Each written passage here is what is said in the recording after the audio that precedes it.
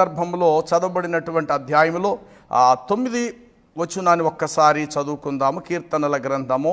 విండ్లను చేతపట్టుకున్న యుద్ధ సన్నద్ధులైన ఎఫ్రాయిము సంతతి వారు యుద్ధకాలమందు వారు వెనుకకు తిరిగిరి అనే మాట మనం చూస్తూ ఉన్నాం. ప్రియులారా, యుద్ధకాలమందు ఎఫ్రాయిము సంతతి వారు యుద్ధకాలమందు వారు వెనుకకు తిరిగిరి. వెనకకు తిరగటానికి 2 కారణాలు. ఒకటి, యుద్ధానికి వెళ్ళే వీరి సంఖ్య తక్కువైనై ఉండాలి, లేదు వీళ్ళ చేతుల్లో ఉండేటువంటి ఆయుధాలు బలహీనమైనవైనా ఉండాలి, లేకపోతే 3, యుద్ధానికి వెళ్ళిన వారు బలహీనులైన అయి ఉండొచ్చు. ఒకటి, యుద్ధముకు వెళ్ళిన వారు వెనక్కి తిరిగి వచ్చేస్తున్నారు, యుద్ధం చేయలేకపోతున్నారు అంటే 3 కారణాలు. ఒకటి, సంఖ్య వీరిది తక్కువైన అయి ఉండాలి, అవతల వారి సంఖ్య ఎక్కువైన అయి ఉండాలి. ఒకటి. 2, వీరు పట్టుకెళ్ళేటువంటి యుద్ధాయుధాలు బలహీనము గలవై ఉండొచ్చు, అవి తుప్పు పట్టేసి ఉండొచ్చు, యుద్ధానికి అంత పనికి రానివిగా ఉండొచ్చు.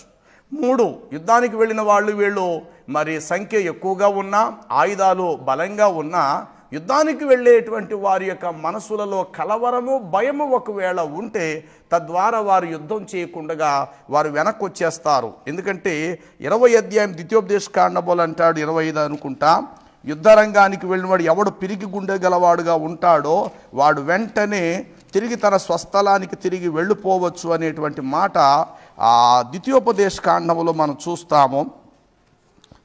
చూడండి, 20 అధ్యాయం అనుకుంటా, 20 అధ్యాయము 3వ వచనము. మీరు మీ శత్రువులతో యుద్ధము చేయుటకు సమీపిస్తున్నారు కాబట్టి మీ హృదయములను జంకనీయకుడి, భయపడకుడి, వణకుకుడి, వారి ముఖములను చూచి బెదరకుడి. మీ కొరకు మీ శత్రువులతో యుద్ధము చేసి మిమ్మల్ని రక్షించువాడు మీ దేవుడైన యెహోవాయే. 13వ వచనం. నీ దేవుడైన యెహోవా దానిని నీ చేతికి అప్పగించినప్పుడు దానిలో మగవారినే గాని ఆ కత్తివాత హతము చేయవలను. ప్రియులారా, బైబిల్లో ఎక్కడైతే యుద్ధము యుద్ధము యుద్ధము అనే మాట ఉంటుందో దయచేసి దానిని అక్షరార్థంగా తీసుకొని నిజానికి యుద్ధానికే సంబంధించిన విషయాలు అన్న మాట మనం అనుకోవద్దు. ఆనాడు దేశాల మీదకి శత్రువులు ఒక దేశం మీదకి మరొక దేశం మీదకి వచ్చినప్పుడు నిజంగానే ఆనాడు యుద్ధాలు జరిగేవి అనేది నిజం. ప్రపంచంలో 2 యుద్ధాలు జరిగాయని నిజము. ఇక రాబోయేది ప్రపంచం 3వ ప్రపంచ యుద్ధం అనేది అందరికీ తెలుసు. అలాగే దేశాల మీదకి యుద్ధాలు రావటం అనేది వాస్తవమే. అయితే బైబిల్ గ్రంథములో దేవుడు ఎక్కడైనా యుద్ధము అనే మాట ఒకటి చెప్పాడంటే దాన్ని భౌతికమైన యుద్ధముతో మనం పోల్చుకోక దానిని ఆత్మ సంబంధమైన యుద్ధంగానే మనం పోల్చుకోవాలి. ఎందుకంటే యోబు గ్రంథం 7వ అధ్యాయము 1వ మాటలో ఇలా వ్రాయబడి ఉంటుంది, భూమి మీద నరుల కాలము యుద్ధ కాలము వంటిది కాదా అన్నాడు. అంటే భూమి మీద నరుల కాలము ఎలాంటిదటండి? యుద్ధకాలం.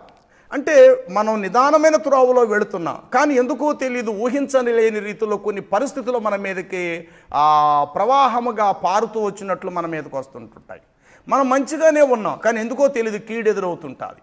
మనం 10 మందికి మేలు చేసిన వారు కావచ్చు, ఎందుకో తెలియదు ఆపదలు ఊరికే మనల్ని చుట్టుముట్టుకునే పరిస్థితులు ఎదురవుతుంటాయి.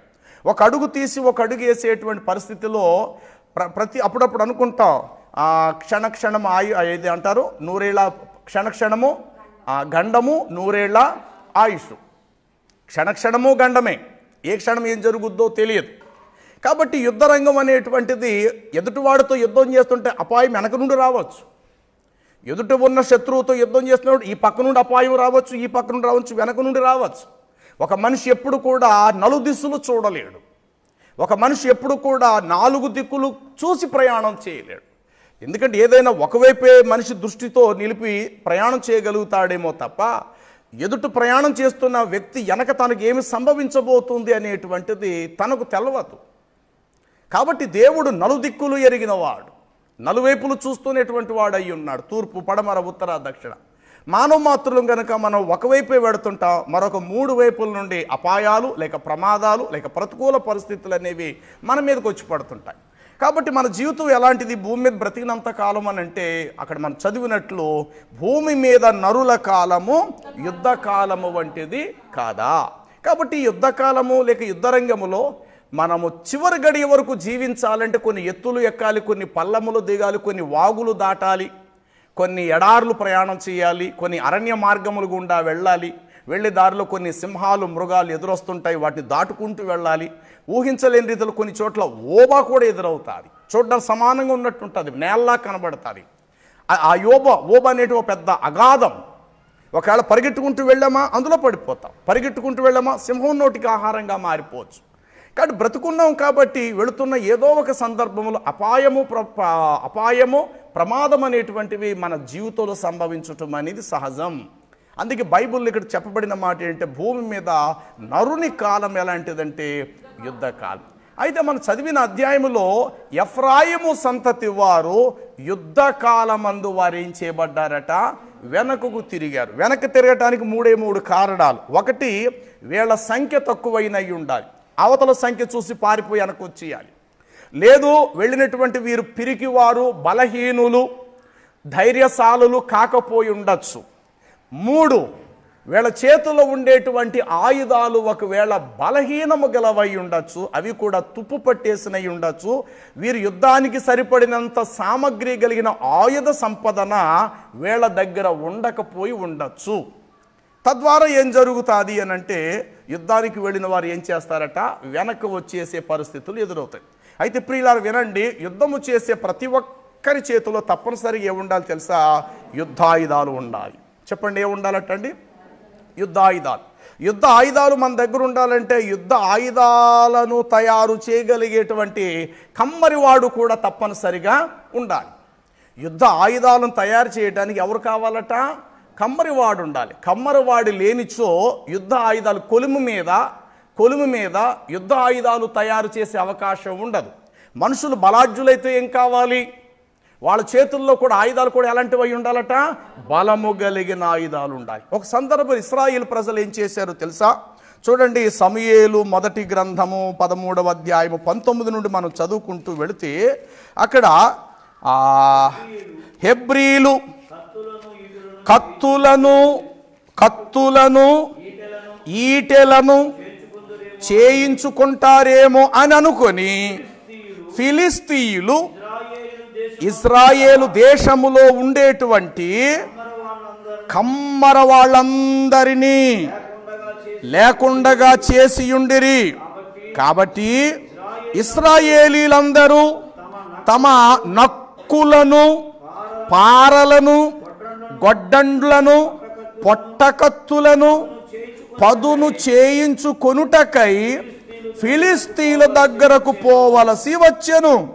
అయితే నక్కులకును, పారలకును, 3 ముండ్ల గల కొంకెలకును, గొడ్డండ్లకును, మునికొనలకును సరిచేయుటకును ఆకురాళ్ళు మాత్రమే వారి యొద్ద ఉండెను. కాబట్టి యుద్ధ దినమందు సౌలు యొద్దను యోనాతాను యొద్దను ఉన్న జనులలో కనీసం ఒకని చేతిలోనైనను కత్తియే గాని ఈటియే గాని లేకపోయి ఉండెను. అయితే సౌలునకును అతని కుమారుడైన యోనాతానుకు మాత్రమే ఆ కత్తులు ఈటులు ఉండెను. ఫిలిస్తీయుల దండు కావలి వారు కొందరు మిక్ష్మాలో కనుమునకు వచ్చిరి. చాలు ప్రియుల, చదవబడిన ఈ అధ్యాయం చాలా జాగ్రత్తగా మనం ధ్యానం చేద్దాం. సందర్భం ఏమిటంటే హెబ్రీలు కత్తులు ఈటెలు చేయించుకుందురేమో అంటే జరగబోయేది వెనకాల ఒక పెద్ద యుద్ధం. రేపో మాపో యుద్ధం జరుగుద్ది, లేక 6 నెలల తర్వాత 1 సంవత్సరంలో యుద్ధం చేయబోతున్నాం మనం ఇశ్రాయేలు అనగా హెబ్రీలతో. అయితే వారితో మనం యుద్ధం చేసే సందర్భం వచ్చినప్పుడు వారు బలహీనులైపోవాలంటే వారి చేతుల్లో ఏ ఉండకూడదు? ఆయుధాలు ఉండకూడదు.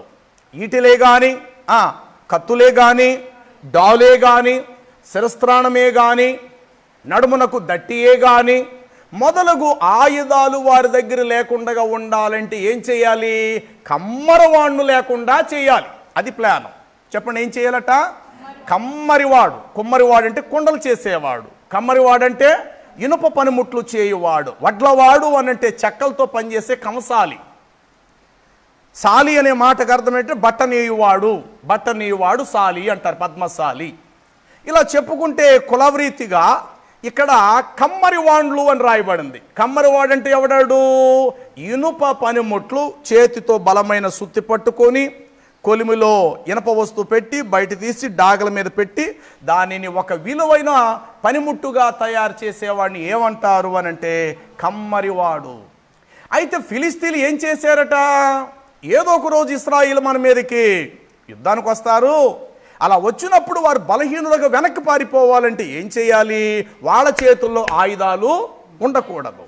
అలా ఆయుధాలు అనేవి ఉండకూడదంటే అసలు ఎవరు ఉండకూడదు? మూలం కమ్మరి వాళ్ళు ఉండకూడదు అని చెప్పేసి దేశమందున్న కమ్మరి వాళ్ళందరినీ కూడా వారు ఏం చేశారట? లేకుండా చేసిరి. ఇక్కడ కమ్మరివాడు ఎవరు అనే మాటకు అర్థం వస్తే వాక్యము చేత పదును పెట్టేటువంటి సేవకులకు సాదృశ్య రూపం ఇది. కమ్మరివాడు అనగా నిన్ను ఒక పదును పెట్టి, ఒక మంచి సాన పెట్టి, నిన్ను ఒక పనిముట్టుగా వాక్యము చేత నిన్ను సరిచేసేటువంటి దైవ సేవకులు కమ్మరివాళ్ళు. ఫిలిస్తీన్లు ఏం చేశారట? యుద్ధ దినమందు వీరు మన మీదకి వచ్చినప్పుడు వారి చేతుల్లో ఆయుధాలు లేకుండా చేయాలంటే అసలు ఆయుధాలను తయారు చేసే వారిని ఏం చేయాలి? మనము లేకుండా చేయాలి అని అనుకొని అక్కడ చూడండి, దేశమందు ఉన్న కమ్మరి వాండ్రులను లేకుండగా చేసి ఉండరు. కాబట్టి ఇక ఇశ్రాయేలుకు గత్యంతరము లేక ఫిలిస్తీన్ల యొద్దకు వెళ్ళిరి అని వ్రాయబడింది. ఎవరి యొద్దకు వెళ్ళిరి? ఫిలిస్తీన్ల యొద్ద. చాలు, ఫిలిస్తీన్ల యొద్దకు వెళ్ళి. అసలు ఈ ఫిలిస్తీన్లే అంతకుముందు ఏం చేశారు అనంటే కమ్మరి వాండ్రులను లేకుండా చేశారు. అసలు కమ్మరి వాండ్రు లేకుండా చేస్తున్నప్పుడు ఇశ్రాయేలు ఏం చేయాలి? వారిలో వారే కమ్మరవాడి స్థానంలోకి రావాలి. అంటే అర్థం ఏంటంటే కమ్మరవాడు లేరు, కానీ కమ్మరవాడు చేసే పని మరొకడు వచ్చి పూనుకోవాలి. ఆ స్థానంలో ఇంకొకటి రావాలి, ఆ స్థానంలో ఇంకొకటి రావాలి, ఆ స్థానంలో ఇంకొకటి రావాలి. ఇప్పుడు పొయ్యి మండించటానికి ఎవరైతే ఏమిటి? పొయ్యిలో 4 కట్టెలేసి మంట మండించటానికి పలానోడే కావాలని రూల్ ఏమిటి? పొయ్యి ఆరిపోకుండా ఆ స్థానంలోకి ఎవరో ఒకరు వచ్చి ఏం చేస్తుండాలి? ఎప్పటికప్పుడు కట్టెలు పేరుస్తూ పొయ్యి ఊదుతూ ఉంటే ఆ మంట అనేది ఏమవుతుంటుందట? ఆరిపోకుండా అది నిత్యము లేక నిరంతరం అలా మండుతుంటుంది. కానీ ఇశ్రాయేలు చేసిన అవిధేయత ఏమిటంటే కమ్మరి వారికి ఒక స్థానం ఇచ్చి వారు ఎప్పుడు కూడా మీరు ఇళ్ళకాడే ఉండండి, మేము యుద్ధాలకు వెళ్తాము, ఆయుధాలని పనిముట్లు మాత్రం మీరే తయారు చేసి పెట్టండి అన్నారు. అయితే అవతల శత్రువు అయినటువంటి ఫిలిస్తీన్లు ఏం చేస్తారో తెలుసా? అసలు వీళ్ళు యుద్ధానికి వెళ్ళి విజయం సాధించుకొస్తున్నారంటే వీళ్ళ చేతిలో ఆయుధాలు బలము గలవి. ఆ ఆయుధాలు తయారు చేసే వాళ్ళు ఎవరు అని అంటే కమ్మరి వాండ్రులు. కాబట్టి మనం ఏం చేయాలి? యుద్ధానికి వచ్చిన వారితో పోరాడక్కర్లేదు, ఎవరు లేకుండా చేస్తే సరిపోతుంది, అసలు యుద్ధమే జరగదు అనంటే కమ్మరి వాండ్రులను లేకుండా చేయాలని ఫిలిస్తీన్లు ఏం చేశారంటే దేశంలో ఉన్న కమ్మరి వాండ్రులను లేకుండా చేసేది. అప్పుడు ఇజ్రాయిల్ ఏం చేశారంటే తమలో కమ్మరివారు లేకపోవటాన్ని బట్టి కొత్తగా కమ్మరివాళ్లను పని కల్పించుకొని చేసుకోవాలి. కానీ వాళ్ళు చేసిన పని ఏమిటంటే ఫిలిస్తీన్లు యొద్దకు వారు వెళ్ళిరి అని వ్రాయబడింది. ఫిలిస్తీన్లు ఎవరు అంటే దేవుణ్ణి ఎరగనటువంటి ప్రజలు, 2 దేవుని నిబంధనలు లేనటువంటి ప్రజలు. చూడండి, అదే ఆ సమూయేలు గ్రంథము ఆ యొక్క 17వ అధ్యాయాన్ని మనం చూస్తే సమూయేలు గ్రంథములో 17వ అధ్యాయం 26వ వచనం చూడండి. దావీదు జీవము గల దేవుని సైన్యమును తిరస్కరించుటకు ఈ సున్నతి లేని ఈ ఫిలిస్తీన్లు ఏమాత్రపు వారు అంటే వారు ఏమి లేనివారు? సున్నతి లేనివారు. ఎవరు వాళ్ళు? ఫిలిస్తీన్లు. అంటే నిబంధన లేనివారు, దేవుని ఏర్పాట్లో లేనివారు. ఇజ్రాయేలీలు ఎవరు? దేవుని ఏర్పాట్లో ఉన్నవారు, దేవుని నిబంధనలో ఉన్నవారు, దేవుని కృపచేత భూలోకమందు తన నిబంధన నెరవేర్చడానికి ఏర్పరచబడిన జనాభా ఇశ్రాయేలీలు. అలాంటి ఇశ్రాయేల్ ప్రజలకు ఆయుధాలు కావలసి వచ్చి ఇశ్రాయేలీలు ఎవరి యొద్దకు వెళ్ళారటండి? ఏ ఫిలిస్తీన్లైతే కమ్మరవాణ్ణు లేకుండా చేశారో, ఏ ఫిలిస్తీన్లైతే కమ్మరవాళ్ళు తయారు చేసి పనిముట్లు చేయకుండా ఆపటానికి కారణమయ్యారో, చివరికి అదే ఫిలిస్తీన్లతో వీళ్ళు సహవాసము చేయటం మొదలుపెట్టారండి. అది మనం చదివింది 13వ అధ్యాయం. తర్వాత 17వ అధ్యాయం మనం చదివితే గాతువాడైన ఫిలిస్తీయుడైన గొలియాతో ఫిలిస్తీన్లందరూ ఎవరి మీదకి దండెత్తొచ్చారట అన్నాడు? సౌలు మీదకి యుద్ధం చేయడానికి వచ్చేసారు. ఎందుకు అంత పెద్ద రణరంగం, అంత పెద్ద యుద్ధం జరగటానికి కారణం ఏంటో తెలుసా? వీరు వారితో సహవాసం చేసి వాళ్ళతో పాటు పనిముట్లు తయారు చేయించుకోవడానికి వెళ్ళారట వీళ్ళు. ఇంతకీ పనిముట్లు తయారు చేయించుకోవడానికి వెళ్తే వాళ్ళ దగ్గర ఏమున్నాయట? ఆకురాళ్ళు మాత్రమే వారి యొద్ద ఉండేనని రాయబడింది అక్కడ. చెప్పండి, ఆకురాళ్ళు. మీకు తెలుసా ఆకురాళ్ళు? ఆకురాళ్ళు అంటే ఏంటి? పదును పెట్టేది. పదును పెట్టేదాన్ని ఆకురాయి అంటారు. వీధుల్లోకి అప్పుడప్పుడు కత్తికి సాన పెడతామండో అని వస్తారు కదండి. ఆ యొక్క సాన పెట్టినప్పుడు నిప్పు రవ్వలు లాంటివి తూలుతూ ఉంటుంటాయి. ఆడ కత్తికి సాన పెట్టినప్పుడు నిప్పు రవ్వల్లా తోలుతుంటాయి. దానిని చెకుముకి రాయి అంటారు. చెప్పండి, ఏమంటారట అండి? చెకుముకి రాయి అంటారు. దాని ఇంకో మాటలు చెప్పాలంటే స్టోన్, అంటే గరుగ్గా ఉండేటువంటి దాన్ని బైబిల్ ప్రకారం చెకుముకి రాయి అంటారు. ఈ గరుగ్గా ఉన్న దాని మీద బండదేరిన కత్తిని పెడితే ఏమవుద్దట? చక్కటి పదును వస్తుంది. అదే పదును అదే విధంగా క్రమంగా అలా చేస్తే చివరికి ఏమవుతుందో తెలుసా?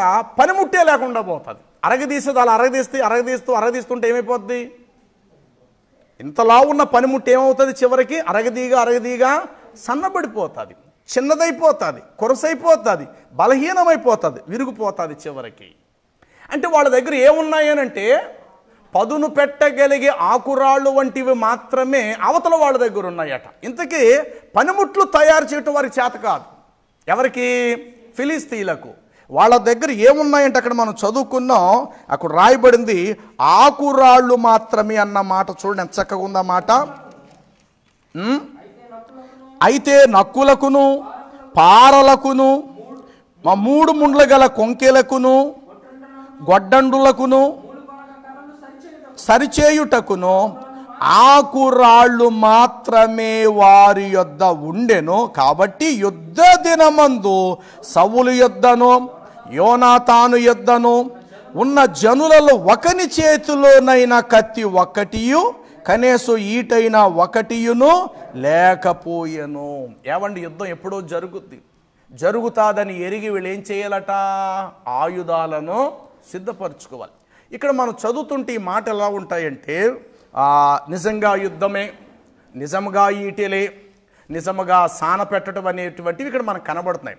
బైబిల్ ఎక్కడైనా ఏదైనా దేవుడు ఒక విషయాన్ని తెలియపరిచాడంటే ఆ విషయము అంతటితో ముగించవద్దు.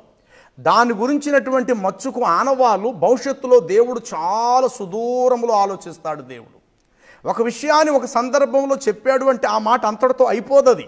దేవుడు చెప్పిన మాట, ఆ మాట భవిష్యత్ కాలములో తరతరాల వరకు ఆ మాటలోని జీవం ఎప్పుడు అలా పనిచేస్తూ ఉంటుంటుంది. రండి ఇప్పుడు ఆ ఆయుధాలు ఏమిటో మనం చూద్దాం. అపోస్తలుడైన పౌలు కొరింథీయులకు రాసినటువంటి తన పత్రిక 2వ పత్రిక 10వ అధ్యాయము 4వ వచనాన్ని మనం చదువుదాం. మా యుద్ధోపకరణములు శరీర సంబంధమైనవి. ఒక నిమిషం చెప్పండి, మా యుద్ధోపకరణాలు ఏం కావు? శరీర సంబంధమైనవి కావు. కానీ అక్కడేం చదివాము? శరీర సంబంధమైన వాటిగా చూస్తున్నాం. సమ్మిటలట, సుత్తులట, 3 ముండ్ల గల కొంకెలట, ఈటెలట, నక్కులట, డాలులట. ఏవండి, ఈ విధంగా మొదలగు ఇనప పనిముట్లు అక్కడ మనం చూస్తున్నాం. అయితే దాని పరిపూర్ణమైనటువంటి ఆత్మీయ అర్థం ఏమిటనే దేవుడు మరో చోట తన గ్రంథంలో తెలియపరిచాడు. అదేమిటి అని అంటే చెప్పండి, మన యుద్ధోపకరణములు శరీర సంబంధమైనవి కావు. ఈ శరీర సంబంధమైన యుద్ధోపకరణాలే ఒక దినాన సౌలు అనబడిన రాజు దావీదునకు ధరింప చేయడానికి ఇష్టపడ్డాడు. ఈ శరీర సంబంధమైన యుద్ధోపకరణాలు దావీదుకు తొడిగించటానికి, గొలియాతును హతము చేయటానికి డాలు, ఈటె మొదలగు ఖడ్గం, శిరస్త్రాణం, డాలు, ఈటె ఇవన్నీ దావీదుకు తొడిగించబోయేసరికి దావీదు ఏమన్నాడు తెలుసా? ఇవి నాకు అక్కర్లేదు. చెప్పండి, ఏమన్నాడటండి? ఈ యుద్ధోపకరణములు అనేటువంటి శరీర సంబంధమైన ఆయుధాలతో నాకు పని లేదు, దేవుడే నా యుద్ధమును జరిగించువాడు అని చెప్పి అతడు ఏటి లోయలోకి వెళ్ళి నున్నగా ఉన్న ఒక 5 రాళ్లను తాను ఏరుకొనటం జరిగిందని మనం చూస్తాం. అంటే అంత బలవంతుడైన సూర్యుడైనటువంటి గొలియాతును సహితము తన చేతుల్లో ఉన్న చిన్న వడిసులో పెట్టిన చిన్న రాయితో అంత పెద్ద సమస్యను కూడా అతడు కోల్చగలిగాడు. ప్రియమైన దేవుని బిడ్డలారా, దేవుడు మనకిచ్చే కొత్త నిబంధన సంఘములో దేవుడు తన స్వరక్తం ఇచ్చి సంపాదించుకున్న తన సంఘానికి దేవుడు మనకిచ్చేటువంటి యుద్ధోపకరణాలు ఏమిటి? ఎఫెసీ పత్రికలో చెప్తాడు, సత్యమనే దట్టి, నీతి అనే మైమరు, వాక్యమనే 2 అంచుల వాడగల ఖడ్గం, రక్షణ అనే శిరస్త్రాణము, అలాగే పాదములకు సిద్ధ మనసు అను సువార్త వలనైన సిద్ధ మనసు గల జోళ్ళు మొదలగు వీటన్నిటినీ తొడుక్కొని ధరించుకొనుడి, దుష్టుడు వేసేటువంటి అగ్ని బాణములను మీరు ఆర్పుటకు మీరు శక్తిమంతులు అవుదురు అని చెప్పి ఎఫెసీ పత్రికలు అక్కడ 6వ అధ్యాయము 14 చదువుతాం ఒకసారి. ఎలయనగా మీ నడుమునకు సత్యమనే దట్టి కట్టుకొని, నీతి అనే మైమరను తొడుక్కొని, పాదములకు సమాధాన వలనైన సువార్త వలనైన సిద్ధ మనస్సును జోడు తొడుక్కొని నిలవబడుడి.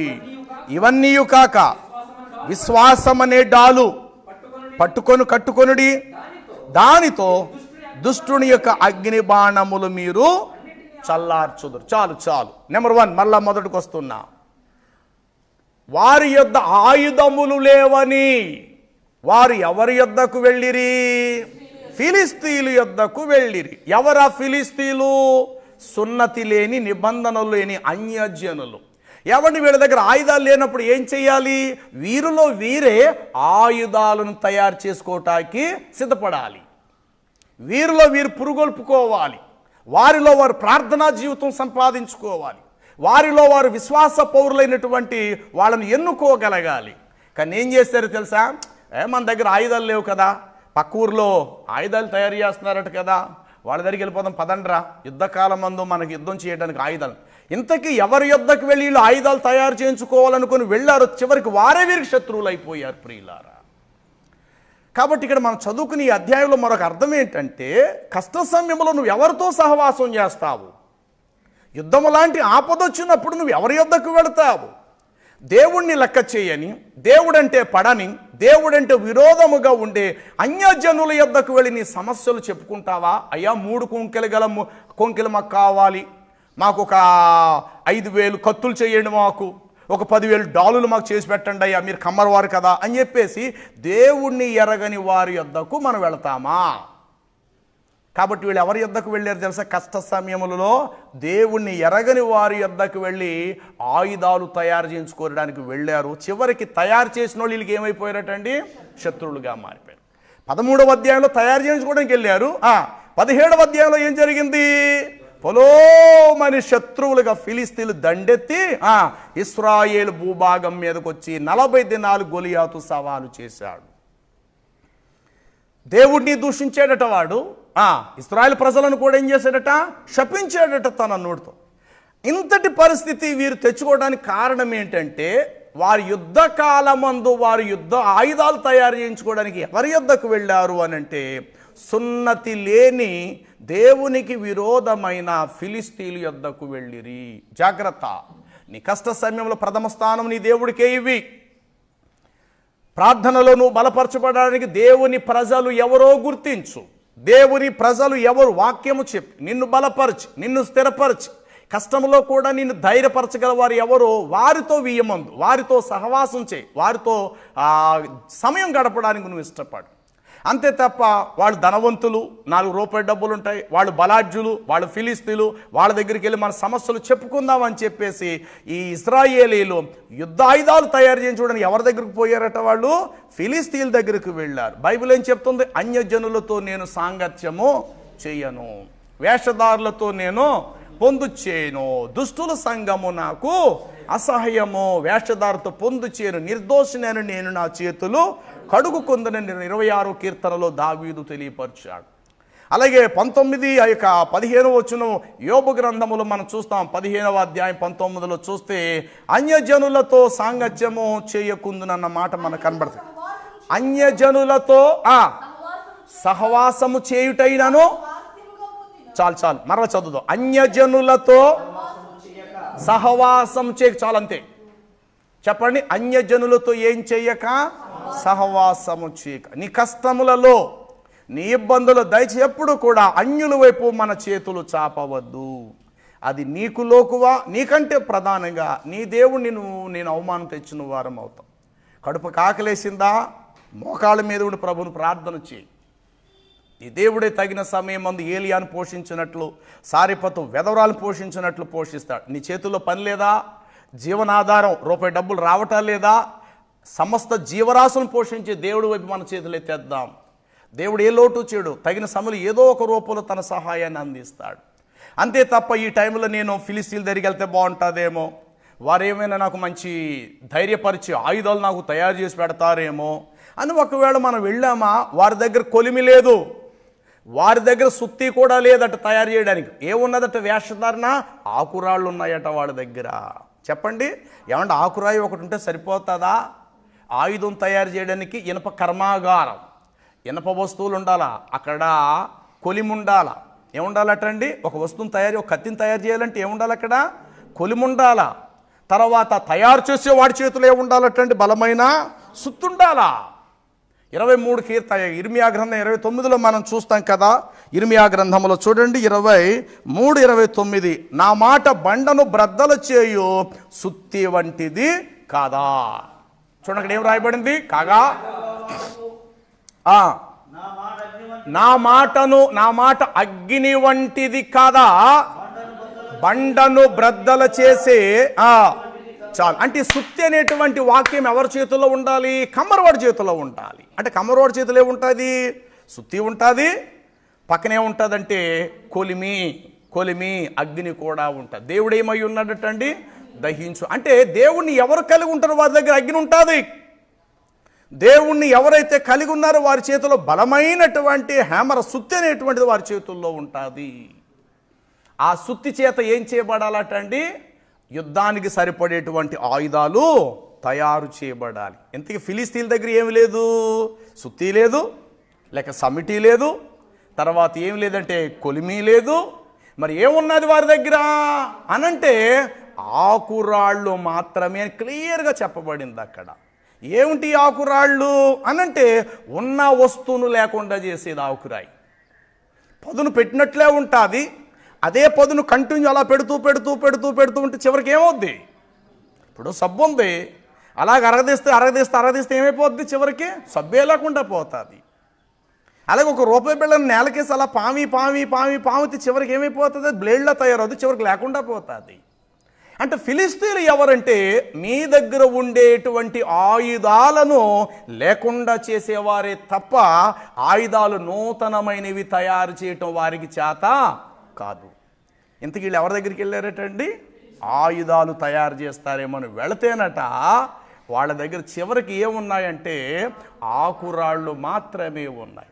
ఈ ఆకురాళ్ళు అనేవి ఏం చేస్తారంటే ఉన్న ఆయుధాలు లేకుండా చేయటం, ఉన్న ఆయుధాలను పూర్తిగా పోగొట్టేటట్లు చేయటము.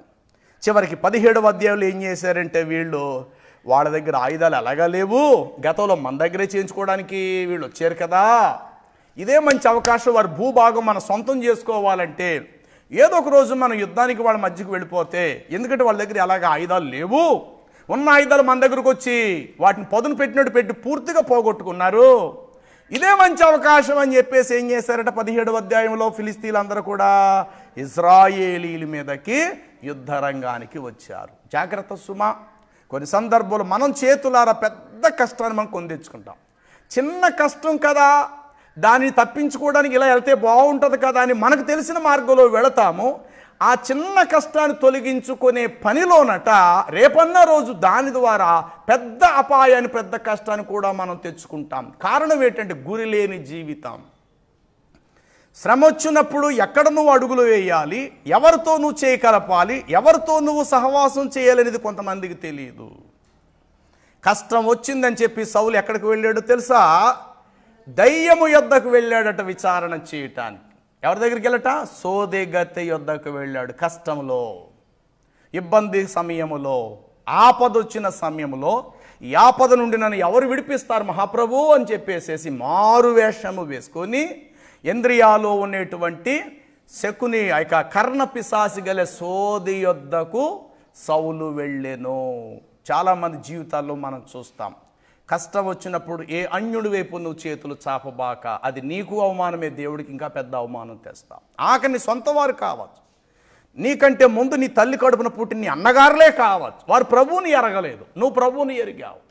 నువ్వేదో ఆపదలో ఉన్నావని ఎరిగి పెద్ద కారు వేసుకొని వచ్చి పెద్ద పెద్ద బియ్యం మూటలు తెచ్చేసి నీ ఇంటి ముందు పెట్టేసి, అమ్మ చెల్లి ఏంట్రా బాగోలేదట కదా నాకు తెలిసింది, ఇదిగో తీసుకో, మీ వదిన పంపించింది తీసుకో, ఈ 4 బస్తాలు, ఇదిగో కూరగాయలు పంపించింది బస్తాడు తీసుకో, మీ వదిన పంపించింది. అన్నయ్య దయచేసి నాకు ఏమక్కర్లా, మేము నమ్మిన దేవుడు ఈ రోజు వరకు మమ్మల్ని పోషిస్తున్నాడు చాలు.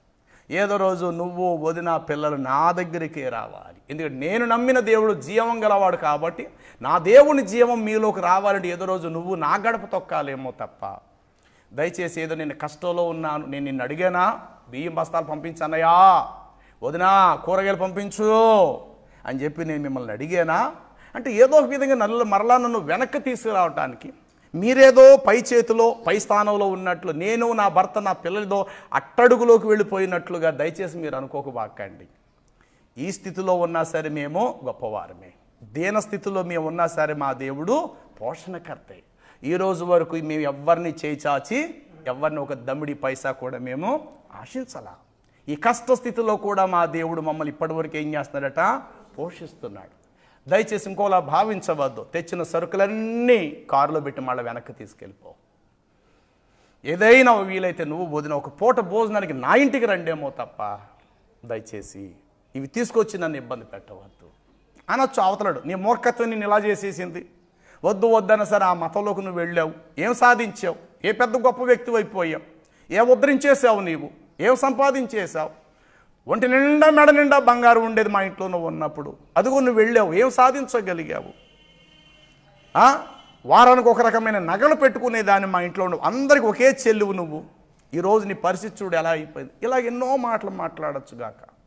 దేవుని బిడ్డలు ఒకే చెప్పాలి, నేను నమ్మిన దేవుడు నేను ఎరుగుదును, నా దేవుడు అన్యాయస్తుడు కాడు, ఏ స్థితిలోనైనా నా దేవుడు నన్ను పోషించడానికి సమర్థుడు. కొంతమంది సమస్య బలహీనతలు రావడంతో వారు నిద్రలో ఆలోచిస్తారు, పడకలో ఉదయం తర్వాత ఎవరి దగ్గరికి వెళ్తే బాగుంటుంది, కనీసం వారు దేవుడిని ఎరిగిన వారా కారు ఏమి ఆలోచించరు. వాళ్ళ ఇంటి ముందుకు వెళ్ళి నేను పట్టుకెళ్ళాలి, వెళ్ళేటప్పుడు డజన్ అరటిపళ్ళు పట్టుకెళ్ళి సరిపోద్దా, ఒక డజన్ యాపిల్ ఫలాలు పట్టుకెళ్ళి వాళ్ళ ముందు నిలబడి, అయ్యా పరిస్థితి బాగోలేదు, మా అబ్బాయి పరిస్థితి బాగోలేదు, నా కూతురు పరిస్థితి బాగోలేదు, నా భర్త పరిస్థితి బాగోలేదు అని అడిగితే బాగుంటుందా? ఉదయం తర్వాత ఎలా వెళ్ళాలా, ఏ చీర కట్టుకు వెళ్తే బాగుంటుంది, ఏ విధంగానే ఇన్ని రకాల ప్లాన్ చేసుకో. కానీ ఉదయం తర్వాత నా దేవుడు పాదాల దగ్గర నేను కనిపెడతాను, లేదా ఇప్పుడే పడక మీద నుండి లేచిపోయి ఇప్పుడే మంచం మీద లేచి ఈ రాత్రి నుండి ఉదయం వరకు కూడా నా ప్రభు పాదాలు నేను పట్టుకుంటాను. నా దేవుడు వాళ్ళకంటే గొప్పవాడు కాదా? నా దేవుడు వాళ్ళకంటే యోగ్యుడు కాడా? ఎవరి దగ్గరకు నేను వెళ్ళటం ఏంటి? నా దేవుని పాదాల దగ్గర నేను ఉండటం అది యోగ్యకరమని చెప్పి ఆలోచన మనకి ఎందుకు రాదు? ఆయన దగ్గరికి వెళ్ళి 10,000 ఇస్తాడేమో కదా, ఈయన దగ్గరికి వెళ్తే ఒక 20,000 ఇస్తాడేమో కదా, ఆయన దగ్గరికి వెళ్ళి నా సమస్యలు చెప్పుకుంటే ఒక 50,000 ఇస్తాడేమో కదా అని ఎందుకు నువ్వు మనుషుల వైపు నువ్వు చూడాలి? ఇశ్రాయేలీలకు పెద్ద ఆపద, ఫిలిస్తీన్లతో ఘోరమైన 40 దినాల యుద్ధ పరిస్థితి ఎందుకు వచ్చిందో తెలుసా? వారు యుద్ధ ఆయుధాలు ఎవరి దగ్గర తయారు చేయించుకోవడానికి వెళ్ళారటండి? అన్యుల దగ్గరికి వెళ్ళి. అన్యుడి ద్వారా నువ్వు బలపరచబడలేవు. నిన్ను యుద్ధ ఆయుధాలు తయారు చేయాలంటే ఎవరు కావాలి తెలుసు? నీకు కమ్మరివాడు కావాలి. నీకు ఎవరు కావాలటండి? కమ్మరివాడు. ఎందుకంటే కమ్మరివాడి చేతులు ఏముంటుందట? సుత్తు ఉంది. కమ్మరివాడి దగ్గర ఏమున్నది? కొలిమి, అగ్ని ఉంది.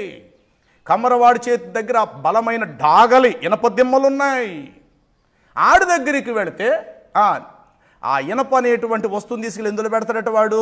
అగ్ని అనే కొలుములో పెడతాడు. ఆ అగ్ని ఎవరటండి? దేవుడే. నేను దహించు అగ్ని. ద్వితీయోపదేశ కాండంలో కూడా మాట చెప్తాడు చూడండి. ద్వితీయోపదేశ కాండం 9వ అధ్యాయం 3వ వచనము. ద్వితీయోపదేశ కాండము 9వ అధ్యాయము 3వ వచనం. కాబట్టి నీ దేవుడని యెహోవా తానే దహించు అగ్ని వలె నీ ముందర దాటిపోవచ్చున్నాడు. ఎవరండి మన దేవుడు? దహించు అగ్ని, దహించు అగ్ని. కాబట్టి కమ్మరవాడి దగ్గర ఏముంటో చెప్పాలి, అగ్ని ఉందని చెప్పండి. మరి ఆకురాళ్ళ దగ్గర ఏముంటుంది చెప్పండి? అగ్ని వచ్చినట్లు మెరుపులు కనబడతాయి, కానీ నిజానికి అది అగ్ని కాదు.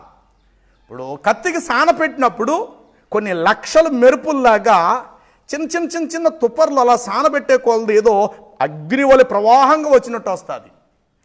మీరు దాని దగ్గర అడ్డంగా చెయ్యట్టండి, మీ చెయ్యేం కాలిపోదు. కానీ అదే చెయ్యి తీసుకెళ్ళి కొలిమిలో పెడితే ఏమైపోద్దట? బూడిదైపోతా. అంటే కొలిమిలో ఉన్నదేమో నిజమైన అగ్ని, ఆకురాయి ద్వారా ఈ స్టోను గరుకు రాయి ద్వారా వచ్చేటువంటి ఆ నిప్పు కణాలు కనబడుతున్నాయి చూశారు, అది నిజానికి ఏం కాదట, నిజానికి అది అగ్ని కాదు, కానీ అగ్నిలాగా చూపించే నటన చూపించేటువంటి వేషధారణ. కాబట్టి అన్యజనుల యొద్ద నిజానికి దేవుడు లేడు, దేవుడు ఉన్నట్లుగా భ్రమపరుచుకునేటువంటి కోటాను కోట్లు ఎలాగైతే నిప్పు కణాలు బయటకు వస్తున్నాయో, అన్యజనుల దగ్గర కూడా కోటాను కోట్లు దేవుళ్ళని పేరు చెప్పుకునేటువంటి వాళ్ళు వాళ్ళ దగ్గర ఉన్నారు. కానీ నిజానికి అవన్నీ కూడా ఏం కాదట. నిజానికి అగ్నికిని కత్తికి సాన పెట్టినప్పుడు వచ్చే ఆ నిప్పు కణాలకి తేడా ఉందా లేదా? అది నిజానికి ఏమైనా కాల్చేయగలుగుతుందా? మనల్ని బూడు చేస్తాయంటే ఏం బూడు చేయవు. కాబట్టి నిజమైన అగ్ని అనేది ఒకటి ఉంది. ఆయన దహించు అగ్నియు రోషము గల దేవుడునై ఉన్నాడు. కానీ కత్తికి పదును పెడుతున్నప్పుడు మాత్రం ఆ రాయలో నుండి, చెకుముకి రాతి నుండి కొన్ని కోట్ల నిప్పు కణాలు, ఆడు సైకిల్ చక్రంలో ఉంటుంది, ఇలా తొక్కుతూ ఉంటుంటాడు, ఇలా తొక్కుతుంటుంటే ఓ పొలోమని నిప్పు రవ్వలు వచ్చినట్లుగా వస్తుంటాయి. జస్ట్ అలా కనబడి అలా మాయమైపోతుంటాయి. కానీ దహించు అగ్ని అనేటువంటిది ఎలా ఉంటుందటండి?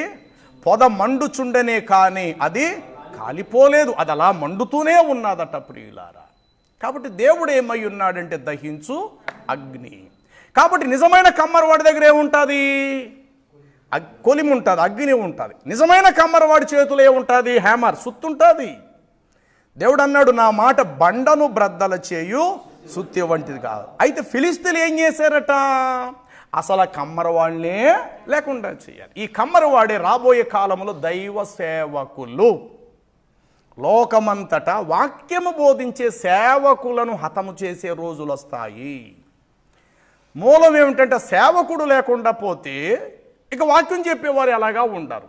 కమ్మరవాడు లేకపోతే చెప్పండి, ఆయుధాలు తయారు చేసే పరిస్థితి ఉండదని ఆనాడు ఎలాగైతే కమ్మరవాణ్ణి లేకుండా చేశారో, రాబోయే కాలములో ప్రియులారా సేవకులను హతము చేస్తే ఇక భూలోకంలో వాక్యమే దొరకదు. అప్పుడు వాక్యం ఏమైపోద్దట? కనుమరుగైపోతుంది. కాబట్టి ఇలాంటి పరిస్థితులు జరుగుతున్నప్పుడు ఏం చేయాలి? ప్రతి విశ్వాసి ఒక్కొక్క కమ్మరవాడిగా తయారవ్వాలి. దేవునికి స్తోత్రం చెప్పండి.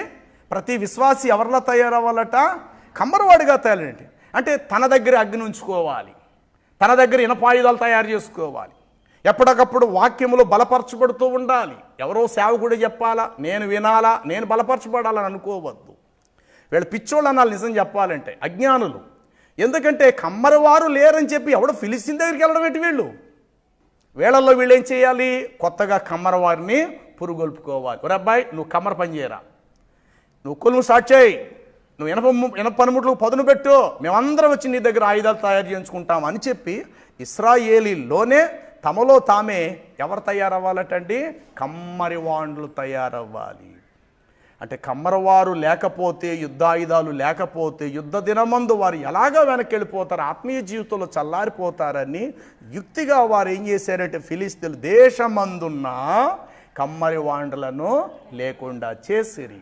ఆ టైంలో సౌలు యొద్దనో యోనాతాను యొద్ద మాత్రమే కత్తులు ఈటెలు ఉన్నాయట. మిగతా వారి ఎవరి యొద్ద కూడా ఏమి లేవటండి? వారి దగ్గర కత్తులు కానీ ఈటెలు కానీ వారికి లేనందున ఆయుధాలు తయారు చేయించుకోవడానికి ఇశ్రాయేలీలనే హెబ్రీలు ఎవరి యొద్దకు వెళ్ళిరి అని అంటే ఫిలిస్తీన్లు యొద్దకు పోవలసి వచ్చెను. కాబట్టి ప్రియులారా ఆ యుద్ధ ఆయుధాలు ఏమిటి అన్నట్టు ఇక్కడ మనం చూస్తున్నాము. మా యుద్ధోపకరణములు శరీర సంబంధమైనవి కావు. చూడండి, అదే కొరింథీయులకు పౌలు రాసినటువంటి తన పత్రిక 6వ అధ్యాయము 7వ వచనం చూద్దాము. 4 చదువుదాం, చాలా బాగుంటుంది ఆ మాటలు. 4 శ్రమల యందును ఇబ్బందుల యందును ఇరుకునందును దెబ్బల యందును అమ్మా చెరసాలలోను అల్లరిలోను ప్రయాసములోను అమ్మా జాగరణములలోను ఉపవాసములోను మిగులు ఓర్పు గలవారమై పవిత్రతతోనూ జ్ఞానముతోనూ దీర్ఘశాంతముతోనూ దయతోనూ పరిశుద్ధాత్మ వలన నిష్కపటమైన ప్రేమతోనూ సత్యవాక్యము చెప్పుట వలన దేవుని బలము వలనను కుడి ఎడముల నీతి ఆయుధములు. చెప్పండి, కుడి ఎడముల, చెప్పండి, నీతి ఆయుధాలు. ఇంతకు వాళ్ళ దగ్గర ఏమి లేవటండి? ఆయుధాలు లేవు. ఇక్కడేం వాక్యం బోధిస్తుందంటే నీతి ఆయుధాలు అనగా ఆత్మ సంబంధమైనవి. విశ్వాసము సన్నగిల్లిపోతున్నప్పుడు విశ్వాసాన్ని పురుగొల్పే విశ్వాసం అనేటువంటి డాలు, సత్యం అనేటువంటి ఆ రక్షణ, అలాగే సత్యం అనేటువంటి దట్టి, నీతి అనేటువంటి మైమరు, రక్షణను శిరస్త్రాణము, వాక్యము అను రెండంచుల వాడి గల ఖడ్గం. అంటే ఏ సమయానికి మనకి ఏది అవసరమో ఆ పనిముట్టును మనం సిద్ధపరచుకోవాలి. ఒకరు నిరీక్షణలో బలహీనులు, విశ్వాసములో బలహీనులు, ప్రార్థనలో బలహీనులు, తర్వాత పరిశుద్ధతలో బలహీనులు, నమ్మకత్వములో బలహీనులు, వాక్యములో బలహీనులు, ప్రార్థనలోనూ బలహీనులు. అంటే ఏదో ఒక దానిలో ప్రతి మనిషి ఏదో బలహీనత గలవారుగా ఉంటారు. దానిని పురుగొల్పుకోవటానికి దానికి సంబంధించిన ఆయుధాలు ఎప్పటికప్పుడు వారి దగ్గర రెడీ చేసుకోవాలి. విశ్వాసంలో సన్నగిలుతున్నావా? విశ్వాసానికి సంబంధించింది మరలా నీకు కావాలి. ఇప్పుడు మంటలు మండుతున్నాయి, అక్కడ నీకు కావాల్సింది నీళ్లు కావాలి. మంటను చల్లార్చడానికి ఏది అవసరమట? నీళ్ళు అవసరం. అదే నీళ్లను వేడి చేయాలంటే మళ్ళీ ఏది అవసరమో? మంటే అవసరం. మంటలను చల్లార్చడానికి నీళ్ళు అవసరం. అవే నీళ్లు కాగాలి, నీళ్లు వేడవ్వాలి అని అంటే, ఆ నీళ్ళలో దోషం పోవాలంటే మరలా అదే మంటతో నీళ్ళని ఏం చేయాలట? వేడి చేయాలి. అలాగే మనలో ఏదైతే తక్కువ అవుతుందో దాన్ని ఎప్పటికప్పుడు మనం సిద్ధపరచుకుంటుండాలి. ఇలాంటి కష్ట దినాలలో, ఇలాంటి శ్రమ దినాలలో, ఇలాంటి ప్రతికూలమైనటువంటి పరిస్థితుల్లో కొన్ని సందర్భాల్లో విశ్వాసాలు తగ్గిపోతుంటారు, ప్రార్థనలో తగ్గిపోతారు. ఏం పని అండి బాబు, 6 నెలలు బడి చేతిలో పైసా లేదండి, ఏం ప్రార్థన అండి, ఏం దేవుడు అండి బాబు, చాలా ఇబ్బందుల్లో పడిపోతున్నామండి. చాలా నేనంటే నా కష్టం నీకే కాదే, ఆ ఇబ్బంది నీకే కాదే, ఆ శ్రమ నీకే కాదే, యావత్ ప్రపంచమంతా అదే పరిస్థితిలో ఉంది. అందులో ఒక దేశం మనది భారతదేశం అందరి పరిస్థితులు అలాగే. నిన్నటి వరకు 2 లక్షల రూపాయలు జీతాలు తీసుకొని జీతగాళ్ళు తమ సొంత స్వదేశానికి వచ్చేసి రోడ్డు మీద చిన్న కాఫీ టిఫిన్లు అమ్ముకుంటున్నారు ప్రియులారా. నిన్నటి వరకు 2-3 లక్షల రూపాయలు జీతాలు తీసుకొని బ్రతికేవారు ఎక్కడో అమెరికా, ఇంగ్లాండ్ మొదలగు దేశాలలో, కువైట్ దేశాల్లో, పెద్ద దేశాల్లో 6-7 లక్షలు తీసుకొని ఇళ్లకు పంపించి ఆ కొడుకులు, కోడళ్ళు, కూతుర్లు మొదలగు మనవాళ్ళు సొంత స్థలాలకు వచ్చేసారు. ఈరోజు వ్యవసాయం చేసుకుంటున్నారు, కూలి పని చేసుకుంటున్నారు. వారి యొక్క వృత్తి ఏంటో ఆ వృత్తి మళ్ళీ కొత్తగా స్టార్ట్ చేస్తున్నారు స్వస్థలానికి. కారణం పరిస్థితి ప్రపంచమంతా అలాగే ఉంది, అందులో మనం కూడా ఉన్నాం ప్రియులారా. ఏ ఇతరులకు లేని బాధ మనకెందుకు రావాలి? కాబట్టి ఇలాంటి కష్ట, ఇరుకు, ఇబ్బంది మొదలగు ఇలాంటి పరిస్థితులు మనకు ఎదురైనప్పుడు మనకి ఏం కావాలి తెలుసా? ఇటు పడిపోకుండా కుడి ఎడముల నీతి ఆయుధాలు మనకు కావాలి. ఆ ఆయుధాలు తయారు చేసేవాడు ఎవడు అనంటే కమ్మరివాడే. చెప్పండి, ఎవరటండి? కమ్మరివాడు. ఎందుకంటే ఆయన కంసాలి అగ్ని వంటి వాడు, చాకల వారి చేతుల్లో సబ్బు వంటి వాడని కూడా వ్రాయబడినది. కాబట్టి ప్రభు దగ్గరే ఈ ఆయుధాన్ని మనం పదును పెట్టుకోవాలి. ప్రభు దగ్గర అగ్ని ఉంది, ఆ అగ్నిలో మనం వెళ్ళి ఆ ప్రభు యొక్క వాక్యం అనే అగ్ని చేత మనం దహించబడి మనలో ఉన్న దోషమంతా తొలగించుకొని ఒక బలమైన సాధనంగా, పనిముట్టుగా మనం తయారు చేయబడాలి. అయితే ఆ ఫిలిస్తీన్లు చేసిన పని ఏమిటంటే అసలు వీళ్ళ దగ్గర ఆయుధాలే లేకుండా చేయాలి. దుష్టుడేసే ప్లాన్ ఏంటి తెలుసా? నీలో ప్రార్థన లేకుండా చేయాలి, నీలో భక్తి లేకుండా చేయాలి, నీలో విశ్వాసం లేకుండా చేయాలి, దేవుడి మీద నువ్వు దేవుడి మీద అలిగేటట్లు చేయాలి, దేవుడి మీద నువ్వు సణుక్కునేటట్లు చేయాలి, దేవుడు పేరెత్తితే లోపల నువ్వు విసుక్కునేలా చేయాలని ఇన్ని రకాల ప్లాన్తో ఎప్పుడు కూడా అపవాది నీ హృదయానికి చాలా దగ్గరగా ఉంటాడు. నువ్వేదో అడుగుతావు కానీ జరగదు. నీ భార్య ప్రార్థన చేస్తుంది, ఎందుకు ప్రార్థన చేస్తావు? ఏమి చేసాడట ఆయన? మాట్లాడు తెల్లవారుజాము నువ్వు లేసిపోతావు, మమ్మల్ని కూడా లేపేస్తావు, ప్రార్థన అంటే ఏం చేసేసాడైనా? ఏమాకలి నోరు మూసి పడుకోండి చాలే అని చెప్పి నిన్నటి వరకు తెల్లవారుజాము 4 3 లేచి ప్రార్థన చేసిన వారు అనుకున్న ఏది జరగకపోయేసరికట ఇక ఉదయం వరకు అలా పడుకుంటారు తప్ప ప్రార్థన పేరెత్తరు వారు. కారణం ఏంటంటే వారు ఏదో ఆశించారు, అది వారికి ఇంకా దొరకలేనందున.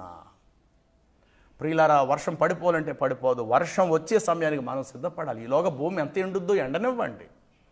ఎన్ని చెట్లు ఎండిపోతాయో ఎండిపోనివ్వండి. ఆయన ప్రణాళిక ఎప్పుడు వర్షం పంపించాలనుకుంటే అప్పుడే పంపిస్తాడు ఆయన. అంతప్పుడు ఎండగా ఉంది, ఈ పలంగా వర్షం వచ్చేయాలంటే ఎలా కుదురుద్ది? కాలాన్ని బట్టే దేవుడు దాన్ని సమకూరుస్తాడు. కాలములు సమయాలు ఎవరి చేతుల్లో ఉన్నాయి? ఆయన చేతుల్లో ఉన్నాయి. ఏ సమయానికి ఏది నీకు ఇవ్వాలో ఆ టయానికి అది ఇస్తాడు. కానీ ఈలోగా మనం ఎక్కడ పడిపోకుండా కుడి ఎడముల మనం ఏం కలిగి ఉండాలటండి?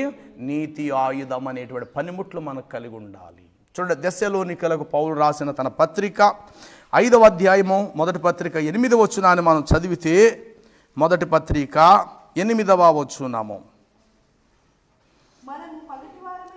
మనము పగటివారమై ఉన్నాము కాబట్టి మత్తులమై ఉండక విశ్వాసము, ప్రేమ అను కవచమును, రక్షణ అలాగే నిరీక్షణ అను శిరస్త్రాణమును ధరించుకుందుము.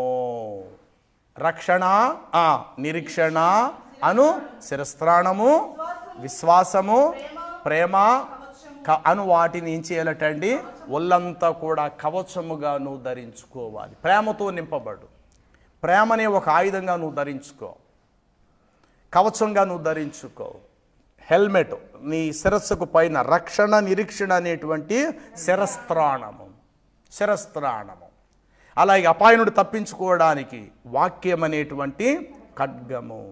అలాగే నీ ప్రయాణములు ఎన్నో ముళ్ళు ఎదురవుతుంటాయి. వాటిని అణిచివేయాలంటే నీ పాదాలకి ఏముండాలంటే సువార్త వలనైన సిద్ధ మనసు అనేటువంటి జోళ్ళు లేక చెప్పులు నువ్వు తొడుక్కోవాలి. కాబట్టి బైబిల్ చాలా సత్య గ్రంథం. ఏదైనా ఒక విషయం తెలియపరిచాడు అంటే దాని వెనకాతల దేవుడు ఎంతో కొండంత పరమార్థాన్ని దేవుడు దాచుంచుతాడు. ఈనాడు చాలామందికి వాక్య సత్యము తెలియక అక్షరంగా చదువుకుంటారు, వారు అక్షరంగానే వెళ్ళిపోతున్నారు. ఎందుకంటే వారికి ఆత్మ నడిపింపు ఉండదు. దాని వెనకాల దేవుడు ఏదో పరమార్థాన్ని దాచుంచాడు అనేది వెతికి ప్రభు పాదాల దగ్గర కనిపెట్టి ప్రార్థిస్తే దానిని దేవుడు తన భక్తులకు తన ఆత్మీయ స్థితిని మరో రూపంలో తెలియపరుస్తుంటాడు. అలాగా అది గ్రహించటానికి దేవుడి దగ్గర కొందరు సాహసించరు, ప్రభు పాదాల దగ్గర కనిపెట్టరు, చదువుకుంటూ వెళ్ళిపోతారు. వాళ్ళకి ఏది అర్థమవుతుందో అదే చెప్పేస్తారు అన్నమాట.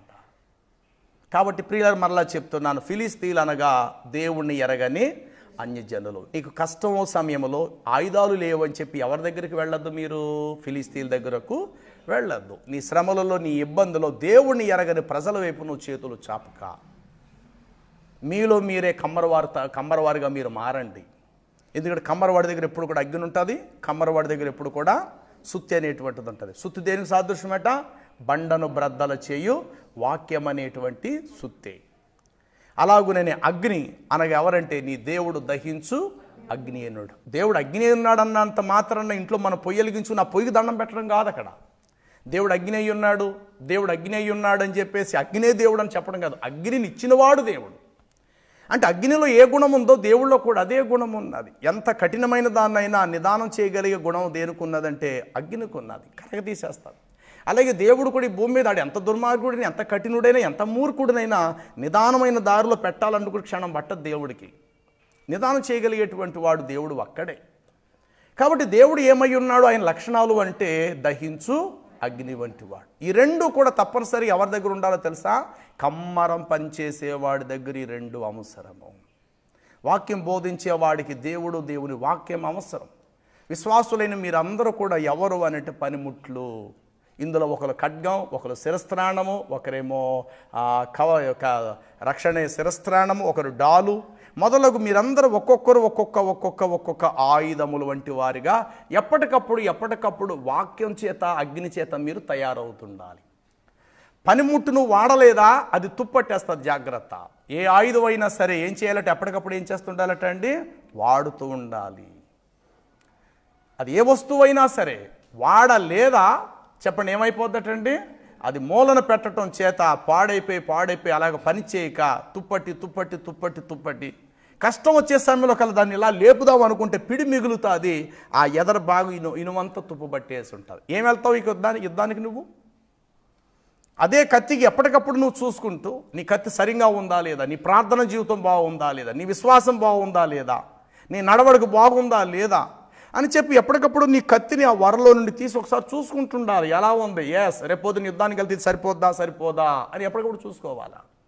అలాగే నీ చెప్పుల్ని ప్రయాణం చేసినట్టు నా చెప్పులు తెగిపోతాయా, ఊడిపోతాయా, బాగోనే అని ఎప్పటికప్పుడు నీ చెప్పుల్ని అంటే దాన్ని మెలకువ అంటారు. హఠాత్తుగా ప్రయాణం చేయవలసి వస్తుంది. జోడు తొడుక్కుందాం అన్న లోపల తీరా జోడు తెగిపోయినవి, 2 చెప్పులు తెగిపోయినవి. తీరా చూస్తే అది ముండ్ల తుప్పలతో రావాలి. ఎలా ప్రయాణం చేయగలుగుతాం? ప్రయాణం అక్కడ ఆగిపోతుంది. కాబట్టి ప్రయాణం చేయవలసిన సమయం ఏదో ఒక రోజు వస్తాదని ఎరిగి కాళ్ళకు చెప్పులను సిద్ధపరచుకోవాలి.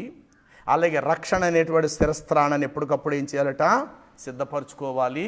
కవచాన్ని కూడా ఎప్పటికప్పుడు సిద్ధపరచుకోవాలి. ఇవి ఆత్మ సంబంధమైన జీవితానికి దైవికమైన అలంకార రూపమైన వస్తువులు.